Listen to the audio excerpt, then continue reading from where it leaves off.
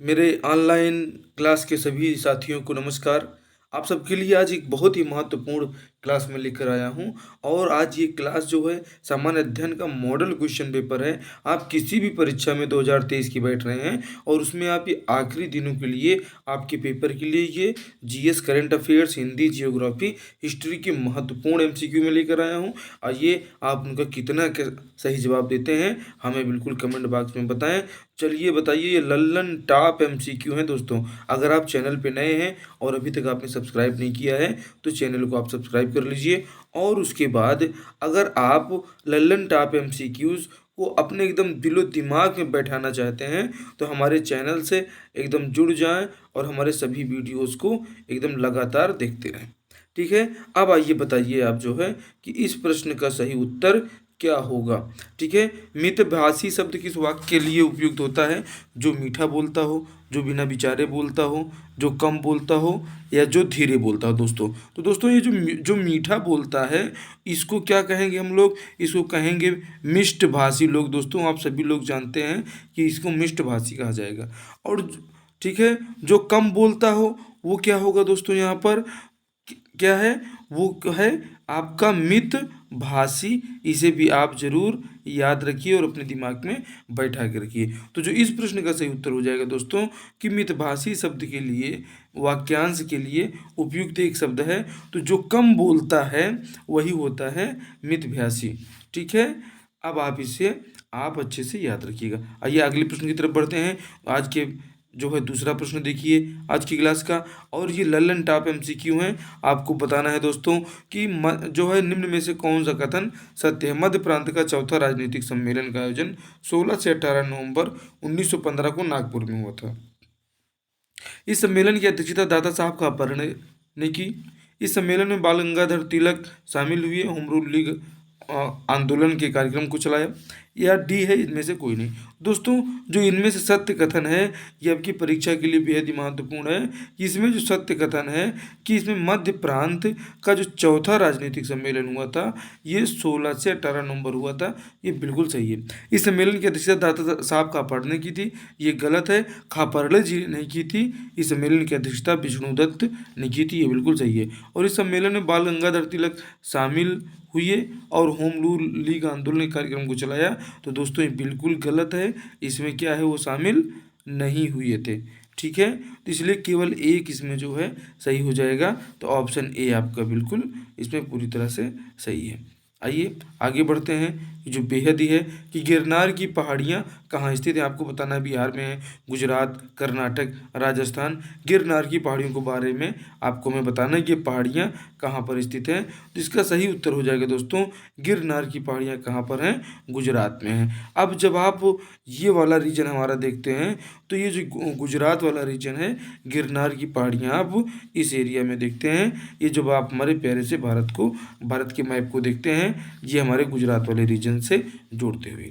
ठीक है, आइए ऑप्शन बी आपका पूरी तरह सही है। लौटते हुए मानसून से किस राज्य में वर्षा होती है ये आपको बताना है। तो अगर ये इसको आप देखें दोस्तों और इसको आप यहाँ से यहाँ ले जाएं तो जो लौटता हुआ आपका मानसून है, मतलब ये वाला मानसून जो लौटते हुए आ रहा है इसके बारे में आपसे पूछा जा रहा है। तो लौटते हुए मानसून से किस राज्य में वर्षा होती है? भाई जाते हुए मानसून से तो ये जो है आपका तमिलनाडु है। ये यहाँ पर है, यहाँ पर ये देखिए लौटते हुए मानसून से वर्षा इसमें हो सकती है। ठीक है, अगर लौटते हुए मानसून से देखें आप इसमें इसमें वर्षा हो सकती है। लेकिन अगर आप यहाँ देखें गुजरात, तो गुजरात तो यहाँ पे है, कोई मतलब ही नहीं है कि लौटता हुआ मानसून यहाँ आएगा, बिल्कुल नहीं आएगा दोस्तों। इसके बाद कर्नाटक देखें तो कर्नाटक आपका यहाँ पर है, कर्नाटक में भी नहीं हो सकता और राजस्थान भी यहाँ पर है। तो इसमें एक ऑप्शन बिल्कुल पूरी तरह से आपका सही है कि लौटते मानसून से किस राज्य में वर्षा होती है? तो ये तमिलनाडु राज्य जो आपका है यहाँ पर आपका खींच की वर्षा होती है लौटते हुए मानसून से भी। इसे आप जरूर याद रखिए। आगे देखते हैं, तमिलनाडु आपका पूरी तरह से सही है, ऑप्शन है। सही मिलान करिए। अब आपको बताना है लोकटक झील क्या मणिपुर में है? क्या सही है ये? पुल्लिकट झील तमिलनाडु में है? जी बिल्कुल है। और ये लोनार है दोस्तों, ये जो लोनार है क्या ये लोनार झील जो है ये महाराष्ट्र में है? तो जी हाँ, बिल्कुल है। बुलर झील क्या कर्नाटक में है भाई साहब? तो बुलर झील आप जानते हैं कि बुलर झील कर्नाटक में ना होकर कहाँ पर है? तो बुलर झील कर्नाटक में ना होकर ये आपको कहाँ पड़ेगा? जम्मू एंड कश्मीर में पड़ेगा। इसे आप जरूर ध्यान में रखिएगा, ये आपके एग्जाम के लिए बेहद ही महत्वपूर्ण होने वाला है। इसलिए सही मिलान नहीं है, तो जो ऑप्शन डी आपका है ये सही मिलान इसमें नहीं है, ये आपके प्रश्न का सही उत्तर हो जाएगा। आगे देखते हैं, निम्नलिखित में से कौन सा असुमेलित है, ये आपको बताना है। अब इसमें असुमेलित क्या पूछ रहा है? सैन्य अभ्यास और संबंधित देश के बारे में आपसे पूछा जा रहा है। क्या धर्म गार्जियन अभ्यास भारत और जापान की का जो सैन्य अभ्यास है? जी हाँ, बिल्कुल है। स्लीनेक्स सैन्य अभ्यास भारत श्रीलंका के मध्य होता है। जहाँ भी स्लीनेक्स आ जाए आप इसको बिल्कुल टिक कर दीजिएगा। खंजर जो है भारत और किर्गिस्तान के बीच होता है। जी हाँ, बिल्कुल होता है। उदार शक्ति जो है दोस्तों, क्या भारत और मालदीव के बीच होता है? नहीं दोस्तों, ये भारत और मालदीव के बीच नहीं होता। ये किसके साथ में होता है दोस्तों? ये आपका होता है जो है मलेशिया के साथ में। आप मलेशिया को ध्यान में रखिएगा कि ये जो होता है ये किसके साथ में होता है अभ्यास?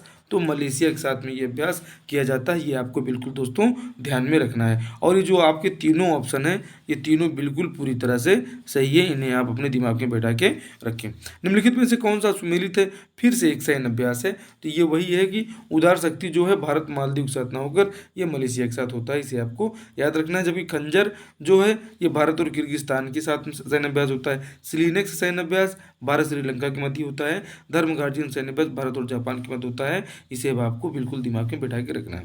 दोस्तों, निम्नलिखित में से असुमेलित आपको बताना है योजना और संबंधित राज्य। ये जो लाडली लक्ष्मी योजना है ये किस राज्य द्वारा चलाई गई? क्या मध्य प्रदेश द्वारा चलाई गई है?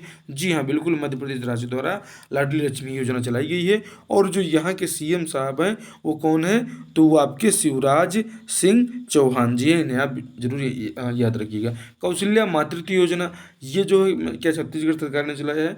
जी हाँ, और यहाँ के सीएम हैं भूपेश बघेल जी को आप याद रखिएगा। काशी योजना कर्नाटक है दोस्तों। काशी योजना कौन चला रहा है? क्या इसको कर्नाटक चला रहा है? तो जी हाँ, कर्नाटक सरकार इसको काशी यात्रा योजना चला रही है।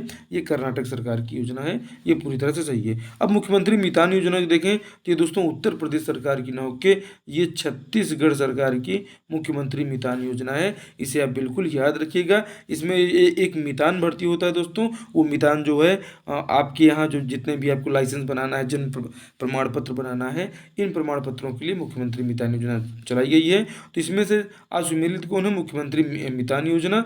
ये दोस्तों कहाँ की है? तो ये मुख्यमंत्री मितान योजना जो है छत्तीसगढ़ की है, ना कि उत्तर प्रदेश की। उत्तर प्रदेश कोई एक योजना का नाम बताएं आप तो जो है एक जिला एक उत्पाद योजना, आप उत्तर प्रदेश इसके लिए फेमस है, इसे आप याद रखिएगा। और ये देखिए आ ही गया है। चिराग योजना क्या किसका है? हरियाणा का है। जी हाँ, बिल्कुल हरियाणा का है। चिरंजीवी योजना राजस्थान की है। जी हाँ, बिल्कुल चिरंजीवी योजना कहाँ की है? तो वो राजस्थान की है, ये बिल्कुल सही है। एक जिला एक उत्पाद क्या छत्तीसगढ़ का है? जी नहीं, ये उत्तर प्रदेश की योजना है, इसे आप याद रखिएगा। और अम्मा और बहन योजना सिक्किम का है? जी हाँ, ये सिक्किम की योजना है, इसे आपको याद रखना है। ये बेहद ही महत्वपूर्ण प्रश्न है, आप जरूर इसे याद रखिए। तो इसमें असुमेलित कौन है? एक जिला एक उत्पाद, ये छत्तीसगढ़ में ना होकर कहाँ होता है? उत्तर प्रदेश में होता है। चिराग योजना हरियाणा की है, पूरी तरह सही है। चिरंजीवी योजना राजस्थान की है, बिल्कुल सही है। राजस्थान के सीएम का अगर आपसे नाम पूछ लिया जाए तो अशोक गहलोत, आप इनको याद रखिएगा, ठीक है। और हरियाणा के सीएम का नाम हमें कमेंट बॉक्स में बताएं। अम्मा बहन योजना सिक्किम के सीएम का नाम हमें आप कमेंट बॉक्स में जरूर बताएं। बेटी बचाओ बेटी पढ़ाओ योजना कब प्रारंभ हुई? अब आपको इसको बताना है, बेहद ही महत्वपूर्ण। क्या 22 जनवरी 2015 को, 2 अक्टूबर 2015 को? आप सभी जानते हैं कि यहाँ पे स्वच्छता अभियान शुरू हुआ था, ये आपको दिमाग में बैठा के रखना है। 25 सितंबर 2014 को क्या जो है मेक इन इंडिया कार्यक्रम तो नहीं शुरू हुआ था? क्या 1 मई 2016 को जो है कौन सी योजना शुरू हुई थी? आप हमें कमेंट में ज़रूर बताएं। और इसके बारे में पूरा रेफरेंस आपको हम चारों ऑप्शंस में की व्याख्या में बताते हैं दोस्तों। तो ये आप देखिए कि बेटी बचाओ बेटी पढ़ाओ योजना कब प्रारंभ हुई थी? तो बेटी बचाओ बेटी पढ़ाओ योजना 22 जनवरी 2015 को प्रारंभ हुई थी।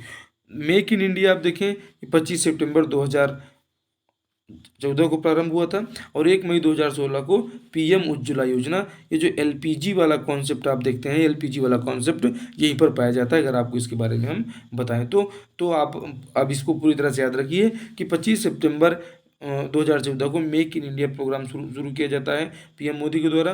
2 अक्टूबर 2014 को स्वच्छ भारत अभियान प्रोग्राम शुरू किया जाता है। और 22 जनवरी 2015 को बेटी बचाओ बेटी पढ़ाओ योजना प्रारंभ की जाती है। इन्हें आप याद रखिएगा। और 1 मई 2014 को पीएम उज्ज्वला योजना, ये जो घरेलू महिलाओं के लिए जो है ये खाना बनाने के लिए एलपीजी जो है, इससे प्रदूषण भी नहीं होगा, तो एलपीजी सिलेंडर वितरण का कार्यक्रम इसमें जो है किया गया है।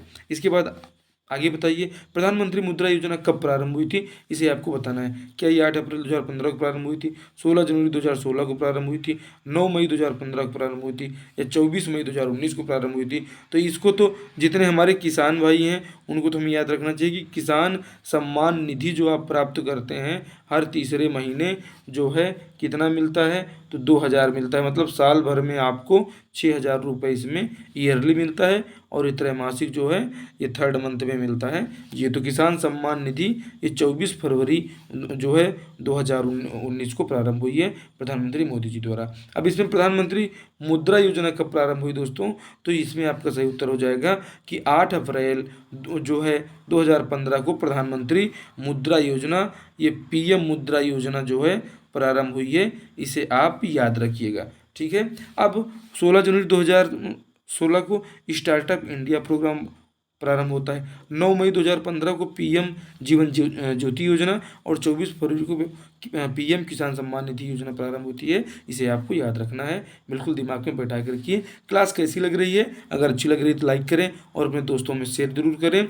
ये वाकई में दोस्तों ये लल्लन टॉप प्रश्न है। ये आपको जो हमने लल्लन टॉप सीरीज हम आपके लिए लेकर आए हैं, ये लल्लन टॉप ही हैं, इसमें कोई शक नहीं है दोस्तों, ठीक है। हो चुका आगाज रण का, युग बदलने की तैयारी, जीत उसी की होगी जिसका संघर्ष है जारी। तो आइए जब ठान लिया तो ठान लिया, मंजिल को अपना मान लिया, ठीक है। तो अब बिल्कुल रुकना नहीं है और आगे बढ़ के देखना है कि क्या हरेली पर्व छत्तीसगढ़ राज्य में मनाया जाता है, ये सुमेलित है? जी हाँ, बिल्कुल सुमेलित है। मिंजर मेला क्या हिमाचल प्रदेश में मनाया जाता है?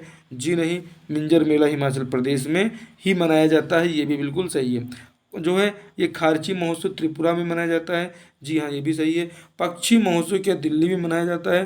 तो भाई साहब ये पक्षी महोत्सव ये दिल्ली में नहीं मनाया जाता, इस पे स्टार लगाइए। ये कहाँ मनाया जाता है ये आप हमें आंसर जो है बताइए कमेंट बॉक्स में। और आइए इसका सही आंसर हम आपको बताते हैं। इसका सही आंसर होगा ये कहाँ मनाया जाता है दोस्तों, तो ये जम्मू एंड कश्मीर में मनाया जाता है। इसे आप अपने दिमाग में बैठा के रखें कि खारची महोत्सव त्रिपुरा का है, मिंजर जो है हिमाचल प्रदेश का है, हरेली पर्व छत्तीसगढ़ में मनाया जाता है। इसे आप बिल्कुल याद रखिएगा। आगे देखिए, निम्नलिखित में से कौन सा उत्सव और राज्य सुमेलित नहीं है? तो क्या जल्लीकट्टू कर्नाटक में नहीं होता है? जी हाँ होता है।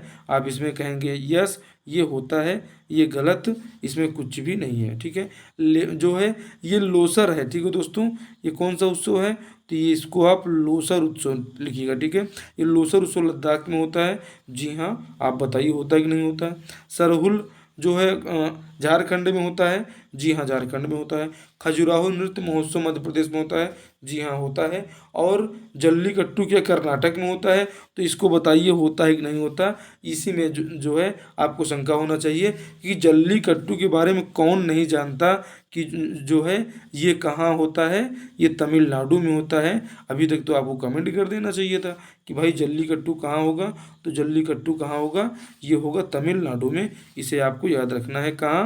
तमिलनाडु आपको अपने दिमाग में बिठा के रखना है। ये बिल्कुल पूरी तरह से एकदम परफेक्ट है, एकदम सही है, ठीक है।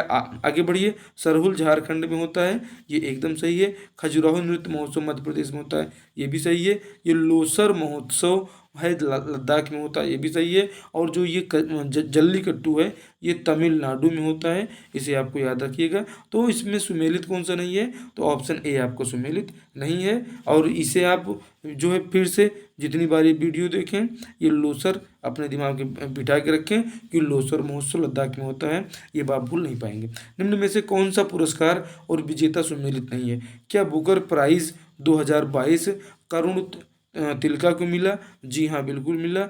ये हमारे श्रीलंका के हैं, इन्हें आपको याद रखना है। श्रीलंका की जो है पीएम का आपको नाम बताना है। राष्ट्रीय खेल पुरस्कार 2022 शरद कमल को मिला? जी हाँ, ये शरद कमल जी को मिला। ये हमारे क्या हैं? ये टेनिस के खिलाड़ी हैं। ठीक है, ये टेनिस के खिलाड़ी हैं। अर्जुन पुरस्कार क्या सीमा पुनिया को मिला? जी हाँ, बिल्कुल सीमा पुनिया को मिला। ये 2022 का, ये सही है। Champions of the earth award doctor Poonam को नहीं दोस्तों, ये डॉक्टर पूर्णिमा जी को मिला है। इसे आप याद रखिएगा कि डॉक्टर जो पूर्णिमा जी हैं इनको मिला है, पूर्णिमा देवी जी को मिला है। ये आप जरूर याद रखिएगा, डॉक्टर पूर्णिमा देवी बर्मन को मिला है। तो इसमें आप देखिए कि बुकर प्राइज 2022 ये करुण तिलका को मिला है, श्रीलंका के, बिल्कुल सही है। राष्ट्रीय खेल पुरस्कार 2022, इसका नाम आपसे पूछ लिया जाए तो नाम क्या हो चुका है? तो मेजर ध्यानचंद खेल रत्न अवार्ड। ठीक है। अर्जुन पुरस्कार 2022 सीमा पुनिया को मिला है? जी हाँ, बिल्कुल सही है। ये प्रश्न आपको कैसे लगे आपको जरूर बताना है। और एक इंडेक्स में आपको बताना है कि डेमोक्रेसी में भारत किस स्थान पर है। ये क्वेश्चन जो है ये आपके लिए है, आप इसको हमें जरूर बताएं। और क्लास अच्छी लगी हो तो एक प्यारी सी कमेंट जरूर करें और कमेंट में बताएं कि आपको ये वीडियो कैसे लग रहे हैं, और आप और किस प्रकार के मटेरियल और कैसे वीडियो चाहते हैं वो हम आपको प्रोवाइड कराएंगे। आपको हमारे स्क्रीन पर जो हिंदी व्याकरण, कंप्यूटर, भूगोल, संविधान दिख रहा है, इनकी भी क्लासेस मौजूद है, आप इनको जरूर देखिए। आपसे मिलते हैं अगली क्लास में। जय हिंद, जय भारत।